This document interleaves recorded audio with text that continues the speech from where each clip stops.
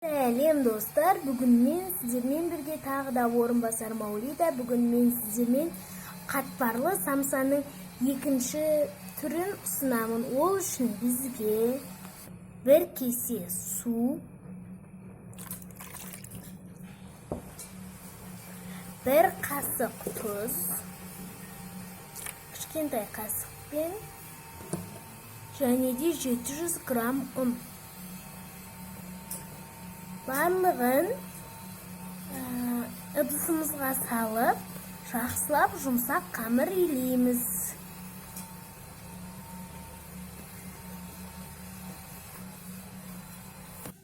Осылай әдемілеп жұмсақ қамыр илейміз. Міне осылай дайын қамырымызды ыдысымызға салып, үстін салафан пакетпен жауып, 10 минутта қойып қоямыз. Енді 10 минутқа қойып қойған қамырымызды ашып,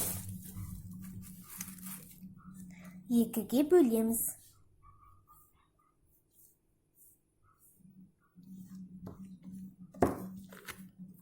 Және оларды кішкене қолмен жайып,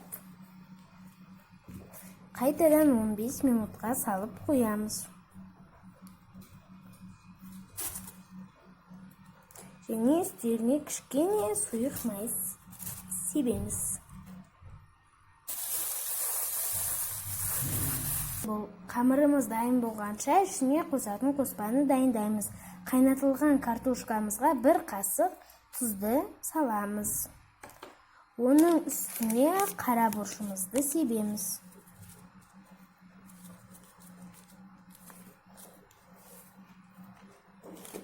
Енді оларды жақсылап еземіз, яғни пюре қыламыз.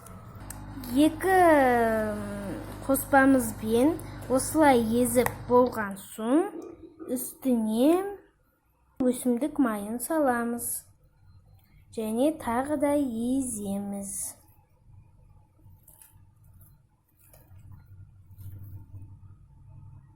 Жаңағы 15 минутқа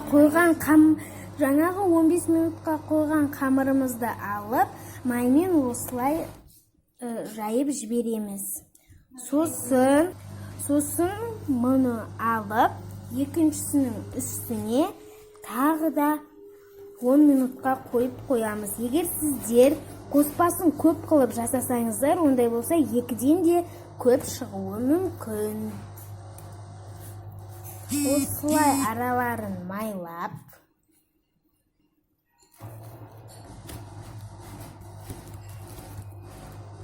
бір-бірінің үстіне қойып қоямыз.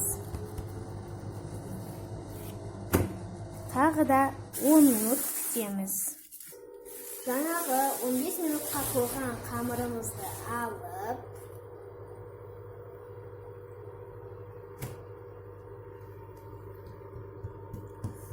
еш оқтаусыз қолдың көмегімен жаямыз. Жұқа қамыр болып шығуы керек.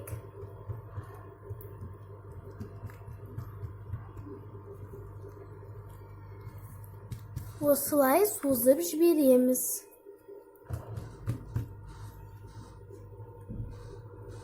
Өте жұқа қамыр болып шығуы керек.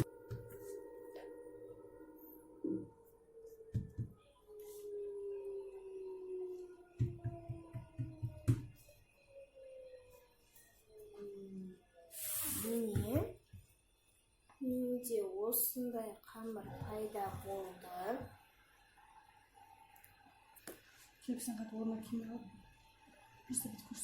Міне осындай жұқалықта болуы керек.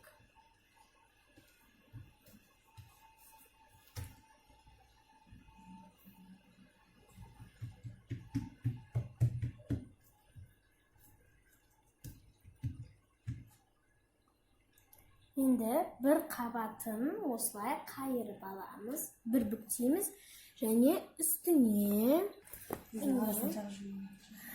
жаңағы өсімдік майымызды қолда кішкене ерітіп алып, оны қамырдың үстіне жағып шығамыз, қатпарлы болуы үшін.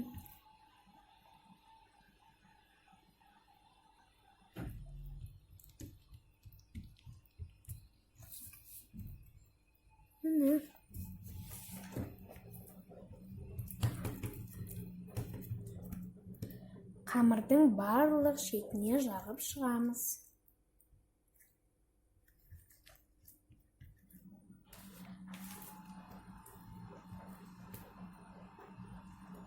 Міндетті түрде қайталап көріңіздер, өте дәмді болып шығады.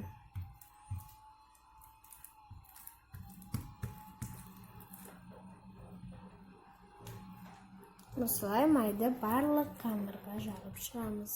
Енді жаңағы дайындап алған пюремізді қолмен тек бір шетіне салып шығамыз.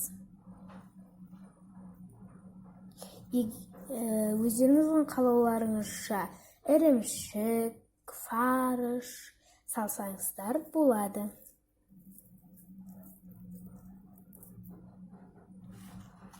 Мен пюрені таңдадым.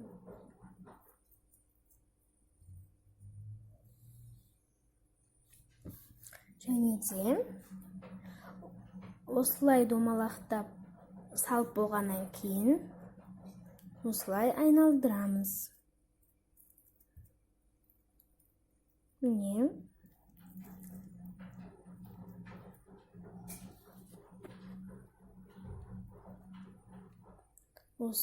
Басқа еш жеріне пюрені салмаймыз. Бір қатарына салып болғаннан кейін осылай домалақтаймыз.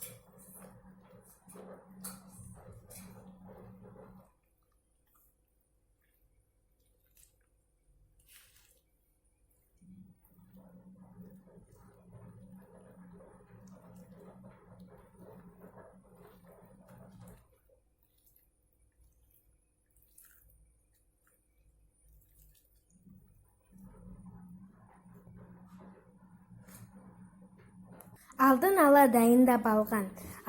майлап дайындап алған табамызға жаңағы қамырымызды осындай көлемде осылай табаның ішінде осындай формаға енгіземіз.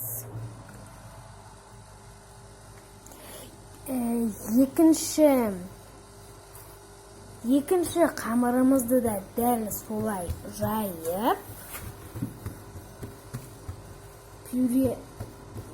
өсімдік майымызды жағып, оның үстіне пюрені саламыз. Оны да тағы бір көрсетіп өтейін.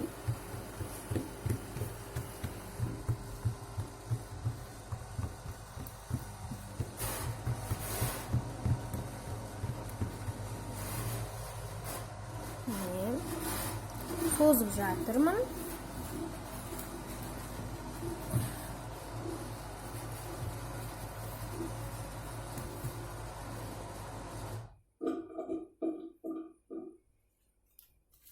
Осылай созамыз. Жұқа болғаны өте маңызды. Тағы да созамыз.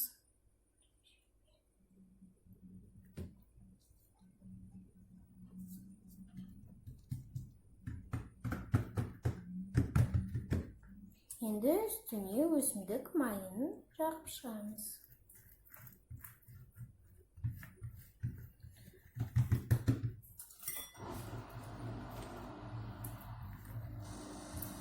Жасалуы негізінде өте оңай.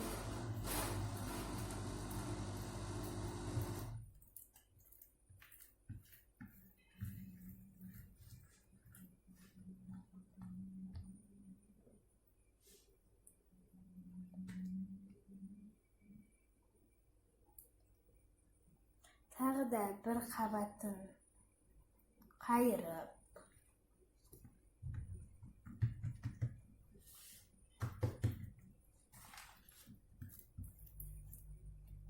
қалған жерлердің бәріне өсімдік майын жағып шығамыз.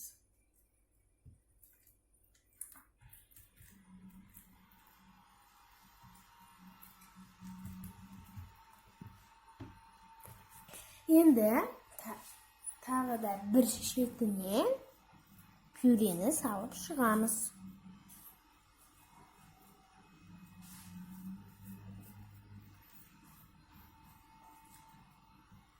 Достар, естеріңізге тағы да сала өтейін, тек бір шетіне саламыз.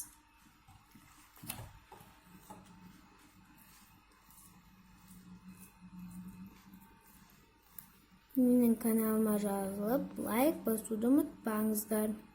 Алтын саусақтарыңызбен подписаться деген қызыл батырманы сұр түске айналдырып жіберіңіздер. Орап жатырмын. Думалақтатамыз, тағы да рулет сияқты қылып айналдырамыз. Мен оның формасына келтіріп алдым. Енді табамызға саламыз. Үстіне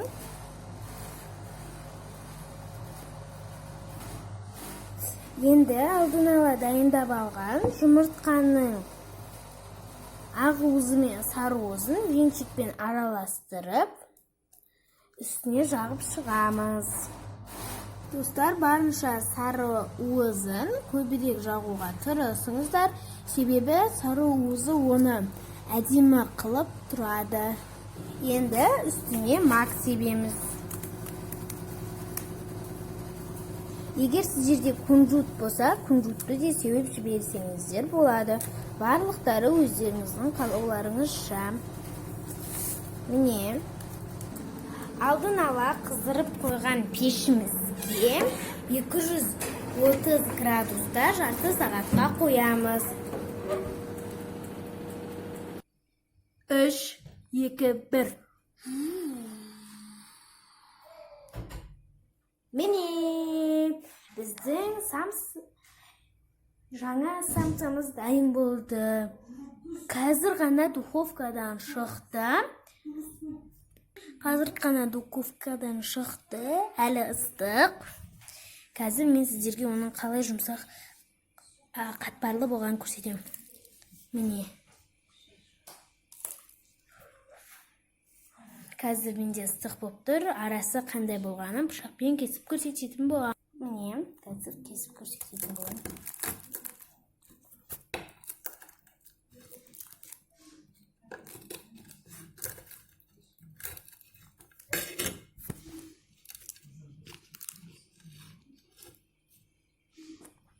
Міне, осылай болып шықты. Енді қазір бірге дәмін көреміз.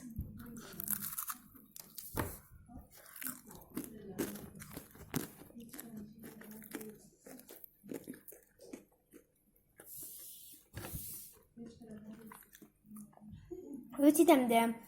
Достар, менің каналыма жазылып, лайк басып, пікір қалдыруды ұмытпаңыздар. Сіздермен бірге болған Орынбасар Маулида.